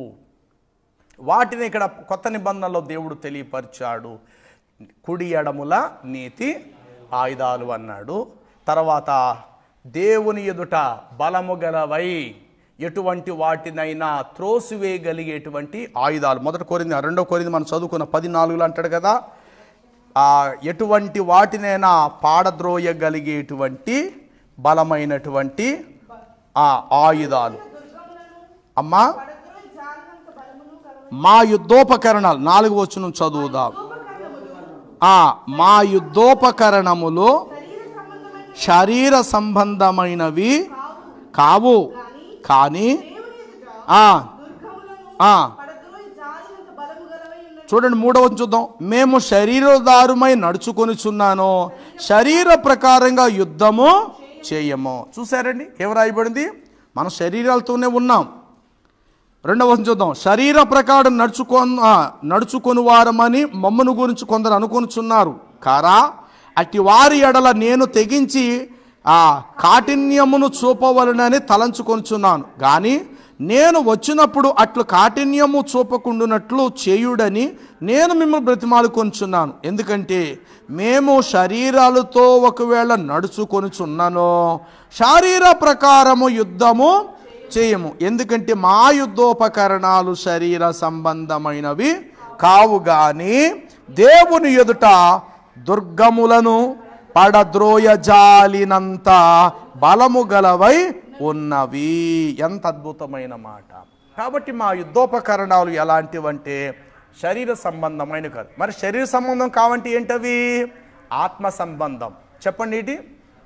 ఆత్మ సంబంధం. ఈ ఆత్మ సంబంధమైన దాన్ని అక్కడ ఎఫెసీ పత్రికలో చెప్పాడు. సత్యం అనే దట్టి, నీతి అనే మైమారు, రక్షణ అనే శిరస్త్రాణము, వాక్యం అనే 2 అంచుల వాడి గల ఖడ్గము, తర్వాత నీతి అనే మైమారు. అలా ఈ విధంగా మొదలగు ఈ యుద్ధోపకరణాలు, ఈ వస్తువులన్నీ దేనికి సంబంధించినవి అంటే ఆత్మ సంబంధమైనవి. ఎందుకంటే మనము ప్రభువుని ఎరగక ముందు పూర్తిగా శరీర సంబంధమైన వారు. ఏనాడు నమ్మి బాప్తిసం పొందామో మనం ఆత్మ సంబంధమైన బిడ్డలమయ్యాం. కాబట్టి ఇప్పుడు ఏదైనా పోరాటం వచ్చిందంటే నువ్వు ప్రార్థన ద్వారా జయించాలి. ఏదైనా సమస్య వచ్చిందా విశ్వాసం ద్వారా జయించాలి. ఇదివరకులాగా నువ్వు అటు ఇటు పరుగులెత్తేయటం, ఎవరు నవాబు గారి దగ్గరికి తావీజ్ కట్టించేసుకోవటం, ఎవరో ఏదో సోదు చెప్తారంటే వాళ్ళ దగ్గరికి చేయి జాతకం చెప్తారంటే అలా పరుగులెత్తేసే వాళ్ళం కాము. ఒకప్పుడు అలా పరిగెత్తేవారం అయితే అయి ఉండొచ్చు, అలా డబ్బులు వ్యర్థంగా ఖర్చు పెట్టి ఉండొచ్చు. ఈరోజు శ్రేష్టమైన జీవాధిపతి అయిన దేవుడి దగ్గరికి వచ్చావు. నీకు ఏ కష్టం రానేగాక, ఏ ఇబ్బంది నీకు రానేగాక, ఎలాంటి పరిస్థితులు నీ మీదకి తరుముకుంటూ రానివ్వగాక. నీకంటూ ఒక చిన్న ప్రార్థనా గది ఉంది.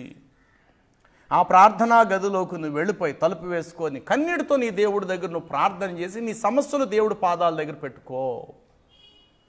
అప్పుడు ఏ విషయంలో నువ్వు బలహీనమైపోతున్నావో ఆ విషయంలో దేవుడు నిన్ను బలపరిచే దేవుడుగా ఉంటాడు. ఆయన విశ్వాసములో పెంచుతాడు, ఎక్కడ నువ్వు పడిపోకుండా. కుడి ఎడమల నీతి ఆయుధాల వల్లే. ఏమంటే కాలు ఇరిగిపోయింది, ఆ కాలు ఇరిగిపోయినాడు 2 చంకల్లో ఏం పెట్టుకుంటాడు వాడు? కుడి ఎడమ 2 కర్రలను పెట్టుకుంటాడు. సపోర్ట్ చేసుకొని వాడు ప్రయాణం చేస్తాడు. ఎలాగైతే వాడు చంకనకు 2 కర్రలు పెట్టుకొని పడిపోకుండా వాడు ప్రయాణానికి అవి ఎలాగైతే సపోర్ట్ చేస్తాయో, మన ఆత్మీయ జీవితంలో కూడా దేవుని ఆత్మ సంబంధమైన యుద్ధోపకరణాలట మనం ఏం చేయాలట? నీతి ఆయుధాలుగా కుడి ఎడములు మనము ధరించుకోవాలి. అయితే ఆనాటి ఇశ్రాయేలు చేసిన అవిధేయత పని ఏమిటంటే, వారికి ఆయుధాలు లేవని చెప్పి ఎక్కడ తయారు చేయించుకోవడానికి వెళ్ళారట? వారు అన్యజనుల యొద్దకు వెళ్ళారు. ఇక మీదట ఎప్పుడు కూడా అన్యజనులతో నువ్వు సహవాసం చేయటం కానీ, నీ సమస్యలు దేవుణ్ణి ఎరగని వారితో నువ్వు పంచుకోవటం కానీ అలాంటి ఎప్పుడూ చేయొద్దు. ఇంకా దేవుణ్ణి ఎరగని వారు నువ్వు బీదరాలువైన నీ దగ్గరికి రావాలి. వాళ్ళు, అమ్మ నువ్వు దేవుణ్ణి నమ్ముకున్నావు కదా, మా కొరకు ప్రార్థన చేయమ్మా, ఇదిగో మీ బావగారి పరిస్థితి అస్సలు బాగోలేదమ్మా, లేకపోతే ఇదిగో మీ మేనల్లుడి పరిస్థితి బాగోలేదురా తల్లి, నువ్వు యేసుప్రభు చర్చికి వెళ్తుంటావు కదమ్మా, మా కొరకు చిన్న ప్రార్థన చేయమ్మా అని చెప్పి దేవుణ్ణి ఎరగని అన్యజనులు నీ దగ్గరకు వచ్చి తమ విన్నపాలు నీతో చెప్పాలి. ఎందుకంటే వారు ఆరాధించేది జీవం లేని దాన్ని ఆరాధిస్తున్నారు కాబట్టి, నువ్వు జీవం గల దేవుడిని ఆరాధిస్తున్న వారికంటే నువ్వు ఆత్మీయ పైమెట్టి మీద దేవుడిని ఉంచాడు, అది పోగొట్టుకోక. అలాంటిది దేవుడిని ఎరగని వారి ఇళ్లకు మనం వెళ్ళటము, దేవుణ్ణి ఎరగని వారి దగ్గరికి వెళ్ళి చేతులు కట్టుకొని మనం నిలబడటము, అయ్యా నాకు ఈ సహాయం చేస్తారా, నాకు ఆ సహాయం చేస్తారా, నాకు ఈ సహాయం చేస్తారని చెప్పి అలాగే దేవుణ్ణి ఎరగని ప్రజల యొద్దకు ఏ రోజు నువ్వు కానీ నేను కానీ వెళ్ళటానికి వీలైతే ఆకలితోన కడుపు మాడని ఇంట్లో సత్యంగా చచ్చిపోవాలేమో తప్ప ఇతరుల వైపు ఎప్పుడు కూడా నువ్వు చేతులు బ్రతికే కొద్ది కాలమైన రోషంగా మనం బ్రతకాలి. ఏమంటే పక్షులకు ఆహారం లేవని చెప్పి ఆ తల నేలకేసి కొట్టుకుని చచ్చిపోవట్లేదేవి, సహిస్తున్నాయి. మళ్ళీ పుట్టించిన దేవుడు మనకు పెట్టడం మానేస్తాడా, ఎక్కడో చోట మనకు ఆహారం సిద్ధపరుస్తాడని అనుకుని శుభ నిరీక్షణతో ఆకాశ పక్షులన్నీ కూడా దేవుని వైపే చూస్తున్నాయట. సకల జీవరాశులు కూడానట దేవుని యొక్క దయ కోసం కనిపెడుతున్నాయట. 104వ కీర్తనలు ఆ మాట చూస్తాం చూడండి. 104 కీర్తన, సకల జీవరాశులు నీ దయ కోసం కనిపెట్టగా నీవు ప్రతి జీవి కోరికను 27 తగిన కాలమందు నీవు వాటికి ఆహారం ఇచ్చేదవని ఎరిగి ఇవన్నీ నీ దయ కోసమే కనిపెట్టుకొనుచున్నవి. నీవు వాటికి పెట్టగా అవి సమృద్ధిగా కూర్చుకొనును. నీవు నీ గుప్పిళ్ళను విప్పి మంచి వాటిని అవి కూర్చుకొనును. 145 15 వచనం కూడా చూద్దాం. 145:15 సర్వజీవులు కన్నులు నీ వైపే చూచుచున్నవి, తగిన కాలమందు నీవు వాటికి ఆహారం ఇచ్చుచున్నావు. నీవు నీ గుప్పిళ్ళను విప్పి ప్రతి జీవి కోరికను నువ్వు తృప్తి. ఎంత అద్భుతం అండి. అందుకే ప్రభు చెప్పాడు, ఆకాశ పక్షులను చూడండి, అవి కష్టపడవు, వాటినే పోషిస్తున్నాను. సింహం పిల్లలైనా లేమిగలవై ఉన్నా నా పిల్లలు లేమిగలవారుగా ఉండరని చెప్పాడు దేవుడు. కాబట్టి ఎప్పుడైనా నీకు ఇబ్బంది ఇరుకు కలిగినప్పుడు మనుషుల వైపు నువ్వు ఎప్పుడు చూడబాక. శ్రమలలో, కష్టాల్లో, ఇబ్బందుల్లో, అవమానాల్లో, శోధనలో, ఇరుకు ఇబ్బందులలో నీ ప్రభు వైపే చూడు. నీవే ఒక కమ్మరవాడిగా తయారా. నీకు ఏ పనిముట్టు లేదో ఆ పనిముట్టు తయారు చేసుకోవడానికి సిద్ధపడు. ఒకవేళ కమ్మరవారు నీ కొరకు రెడీగా ఉన్నారా, కమ్మరవారి దగ్గరికి అంటే వాక్యం బోధించే సేవకుల యొద్దకు వెళ్ళు. శ్రమ వచ్చినప్పుడు ఉన్నపాటున సేవకుల్ని సంప్రదించు, సేవకుల దగ్గరికి వెళ్ళి సలహా తీసుకో. అయ్యా ఏంటి ఈ పరిస్థితిలో నేను ఎలా ఉంటే బాగుంటుంది, ఇదిగో నేనైతే దిగులుతో కృంగిపోతున్నాను, ఇంట్లో ఉన్న పరిస్థితిని బట్టి నేనేం చేయాలో నాకేమో అర్థం కావట్లేదు. అందరూ అంటున్నారు అదిగో నువ్వు దేవుళ్ళలోకి వెళ్ళావు కాబట్టి నీకు శ్రమలు వచ్చినాయని అంటున్నారు, ఈ టైంలో నేను ఏం చేయాలి మహాప్రభు అన్నట్టుగా కమ్మరివాడి దగ్గరికి వెళ్ళి నీకు కావలసిన ఆయుధాలు నువ్వు తయారు చేయించుకోవాలి. కానీ ఎవరి దగ్గరికి వెళ్ళదు, దయచేసి ఫిలిస్తీన్ల దగ్గరకు వెళ్ళదు. ఏ ఇశ్రాయేలీలైతే ఫిలిస్తీన్ల యొద్దకు వెళ్ళి ఆయుధాలు తయారు చేయించుకోవడానికి వెళ్ళారో చివరికి అదే ఫిలిస్తీన్లు ఇశ్రాయేలుకి ఏమైపోయారటండి, శత్రువులుగా మారిపోయారు. కాబట్టి ఇంత విలువైన వాక్యం వింటున్నాం మనము. కష్టం వచ్చినప్పుడు ఈ వాక్యాన్ని తీసుకెళ్ళి మనం ఎక్కడ పెడుతున్నాము. కొంతమంది తెలియక బలహీనులై ఎదురు చూసేవారు ఉంటారు. వారు వస్తుంటే వారి మనవరాలో లేకపోతే వారి భార్యో వారి చెల్లో ఎవరో ఒకరు వారిని ఎదురు రమ్మంటాము. ఏదైనా ఒక వస్తువు కొనాలనుకుంటే ఈరోజు మంచిదో కాదని చూడటాలు, ఎక్కడికైనా ఊరు ప్రయాణం చేయాలంటే ఈరోజు ఏంటని ఆలోచించుకొని ప్రయాణాలు చేయటాలు, ఇవి చేయటం వల్ల ఇంకా నువ్వు ఎవరితో స్నేహం చేస్తున్నావంటే ఫిలిస్తీన్ చేతుల్లో నువ్వు ఉన్నావని అర్థం. నీకంటూ సరైన కమ్మరవాడు లేడనే అర్థం. నీ దగ్గర నీతి ఎడమ కుడి ఎడమ నీతి ఆయుధాలు ఇంకా నువ్వు తయారు చేసుకోలేదనే అర్థం. ఎప్పుడైతే నువ్వు సపోర్ట్గా ఆయుధాలు తయారు చేసుకున్నావో ఒంటి కాలు మీద ఎంతసేపని నిలబడతాడు ఒక గుంటువాడు. అదే ఒంటి కాలుతో ఉన్నవాడికి చంకలో కుడి ఎడమ 2 కర్రలు ఉన్నాయనుకోండి, వాడు గంట కాదు 2గా ఒక పూటంతా కూడా ఏం చేయగలుగుతాడు, వాడు నిలబడగలుగుతాడు. అలాగే మన ఆత్మీయ జీవితంలో పడిపోకుండా నిలబడాలి అని అంటే దేవుడిచ్చేటువంటి నీతి ఆయుధాలను కుడి ఎడమ తయారు చేసుకోవాలి. అయితే ఇశ్రాయేలు యుద్ధకాలం మందు వారు ఎందుకు వెనక్కి తిరిగారంటే బహుశా మనుషులు ఉండొచ్చేమో కానీ వారి దగ్గర ఏమి లేవటండి, ఆయుధాలు లేవు. లేక ఆయుధాలు బలహీనమైపోయి ఉండదు. ఆ కారణాన్ని బట్టి అవతల సంఖ్య చూసి వీరు తోక ముడుచుకొని పరిగెత్తుకుంటూ వెనక్కి వెళ్ళిపోయారు. ఇది ఆనాటి శరీర యుద్ధం. అయితే ఇప్పుడు మనం చేసేది శరీర యుద్ధము కాదు, ఆత్మ సంబంధమైన యుద్ధం. క్రైస్తవ బిడ్డగా ప్రతిరోజు కూడా ఒక్కొక్క యుద్ధ పోరాటమే. ఈరోజు ఇంట్లో బియ్యం ఉండవు, కానీ నోరు మాత్రం పెద్దదిగా మనం చేయొద్దు, గప్చిప్పుగా ఉండాలి. భర్త కష్టపడతాడు, బయటకు వెళతాడు, కానీ ఎందుకో వారం 10 రోజులు బయటికి వెళ్ళలేని పరిస్థితి, ఇంట్లో డబ్బులు తేలేని పరిస్థితి. కానీ గతంలాగా మనం ఇప్పుడు చూడద్దు. ఇప్పుడు అందరిళ్లలో కూడా కష్టతరమైన పరిస్థితులే ఉంటాయి, ప్రతి ఇంట్లో కూడా. అడ్జస్ట్ అవ్వడానికి ప్రయత్నం చేయాలి. అదే పని ఉంటే నీ భర్త బయటికి వెళ్ళడా, కష్టపడ్డా, రూపాయి తీసుకొని రాడా, వస్తాడు. కానీ ఇప్పుడు పరిస్థితులు అలా లేవు. దానికి తగ్గట్టుగానే మనం కూడా అడ్జస్ట్ అవ్వటం ఎంతైనటువంటి కుటుంబాలుగా అది ఉత్తమమైనటువంటి విషయం. వాడు బయటికి వెళ్ళి కష్టపడి తెచ్చిన దినాలని కడుపు నిండా తినలేదు. ఆ రోజుల్లో సమృద్ధిగానే తిన్నాం కదా. ఇప్పుడు ఎటు చూసిన అన్ని ద్వారాలు మూసివేయబడ్డాయి, ఎక్కడికి వెళ్దామని ఏ విధమైన పనులు లేవు. కాబట్టి అలగటాలు, శోధించటాలు, తర్వాత ఇదిగో పిల్లల పరిస్థితి ఇలా ఉన్నదని అనటాలు, బయటికి లేదు చేసుకొని రా అన్న మాటలు దయచేసి అనవద్దు. తిన్నంతకాలం మనం తిన్నాం, కొంచెం కష్టతరంగా ఉంది అంటే దేవుణ్ణి ఎరగని వారైతే ఇలా మాట్లాడేస్తారు, దేవుణ్ణి ఎరిగిన వారైతే అణిగి మణిగి ఉంటారు.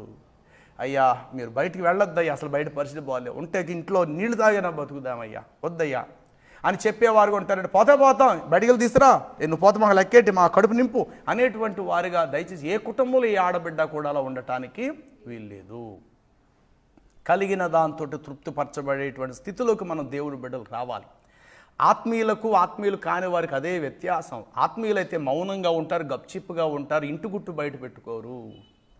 అదే శరీరానుసారులు అయితే ఏం చేస్తారంటే బయటికి వెళ్ళి ఇంట్లో స్వదంతా తీసుకెళ్ళి బయట వీళ్ళకి ఓ చెప్తారు. ఇదిగో దిక్మాలు ఇంట్లో పడుకున్నాడు, కనీసం బయటికి వెళ్ళడం ఏం పని కూడా చేయడు. ఒకవేళ ఉంటే అలాగే వెళతాడు. పని ఉండి కూడా వెళ్లకుండా సోమరిగా పడుకుంటే అది ఆడు తప్పు. ఒకవేళ ఎంత తెల్లవారుజాము లేచినా పని లేదు అని అంటే వాడు తప్పు ఎలాగవుతుంది ప్రియులారా? కాబట్టి ఈ విధంగా దేవుని బిడ్డలను ఎప్పటికప్పుడు నీతి ఆయుధాలు మనం ధరించుకోవాలి. పడిపోకుండా మనం నిలబడాలి. ఆ విశ్వాసంలో మనం బలపరచబడాలి. ఏదో మన దగ్గర లేదు అని చెప్పి అన్యజనుల యొద్దకెళ్ళి మన ఆయుధాలు ఏం చేయొద్దు, తయారు చేయించుకోవద్దు. నిజంగా వాడి దగ్గర సుత్తి లేదు, వాడి దగ్గర కొలిమి లేదు, ఏమన్నాయంటే వాడి దగ్గర ఆకురాళ్ళు మాత్రం, అంటే వేషధారణ. అలాంటి వారి దగ్గరికి వెళ్ళి మన ఆత్మీయ జీవితానికి పదును పెట్టించుకోవడానికి ఎప్పుడు ప్రయత్నం చేయబాకండి. పదును పెట్టబడటానికి మనకంటూ కమ్మరివాడు అవసరం. ఆ కమ్మరివాడే వాక్యం బోధించేటువంటి సేవకులు. అందుకే ఆనాడు ఫిలిస్తీన్లు ఏం చేశారంటే దేశమందు ఉన్న కమ్మరివాండ్రులను లేకుండా చేసిరి. కాబట్టి రాబోయేటువంటి రోజుల్లో కూడా వాక్యం పూర్తిగా కరువైపోతుంది ప్రియులారా. ఎందుకంటే వాక్యం బోధించేవారు ఉండరు. చూడండి, దినవృత్తాంతములో 2వ గ్రంథం 15వ అధ్యాయాన్ని మనం చదివితే అక్కడి మాట ఇలా ఉంటుంది. 3వ వచనం చూడండి. ధర్మశాస్త్రమైనను ప్రవక్తలైనను నిజదేవుడైనను చాలా కాలం ఇశ్రాయేలుకు లేకపోయేను ఉంటాడు.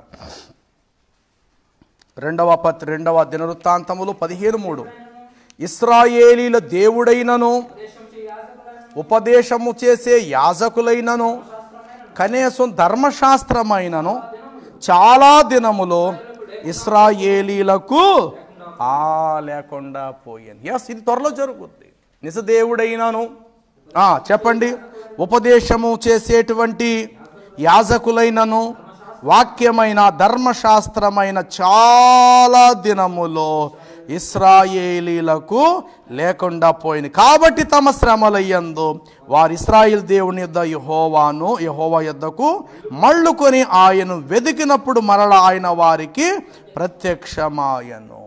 కాబట్టి చాలా దినాలు ఇలాంటి పరిస్థితులు అప్పుడప్పుడు మనకు ఎదురవుతాయి. వాక్యం కరువు అవుతుంది, సేవకులు కరువైపోతారు, ధర్మశాస్త్రమైనను అలాగే ఉపదేశము బోధించు యాజకులైనను చాలా దినాలు ఇశ్రాయేలీలకు లేకుండా పోయాను. అలాగే రాబోయేటువంటి కాలమందు వాక్యం కరువు. అప్పుడు వాక్యము కావాలని ప్రజలు ఎక్కడ పరిగెడతారట? సముద్ర యువతల నుండి సముద్రం అవతల, ఉత్తరము నుండి దక్షిణ, తూర్పు నుండి పడమర వరకు వారు వాక్యము కావాలని వెతికెదరే కానీ ఆ దినమందు అది వారికి దొరకకపోవునని చెప్పి వ్రాయబడింది. ఇప్పుడు వాక్యం దొరికే సమయం, కొలిమిలో మంట మండుతున్న సమయము, పనిముట్లు తయారు చేయబడే సమయము, కమ్మరి వారందరూ కూడా ఉన్న సమయంలో మనం ఉన్నాం ప్రియులారా. రాబోయే కాలానికి కొలుము చల్లారిపోతుంది. ఇనప పనిముట్లు ఎక్కడా కూడా దొరకవు. వాటిని తయారు చేయగలిగేటువంటి కమ్మరి వాళ్ళు కూడా మనకి ఎక్కడ దొరకరు. అలాంటప్పుడు ప్రజలు ఏం చేస్తారు? విశ్వాసులు కూడా ఎవరి దగ్గరికి వెళ్ళిపోతుంటారట? ఫిలిస్తీన్లు అనబడిన అన్యజనుల దగ్గరికి వెళ్ళిపోయే పరిస్థితులు ఎదురవుతుంటాయి. మునుపు జరిగినదే ఇక మీదట కూడా జరుగును. కాబట్టి అలాంటి పరిస్థితులు రాకముందే మనం ఏం చేయబడాలంటే ఒక బలమైన ఆయుధంగా మనము తయారు చేయబడాలి. అట్టి కృప ప్రభు మనకు దయచేయునుగాక.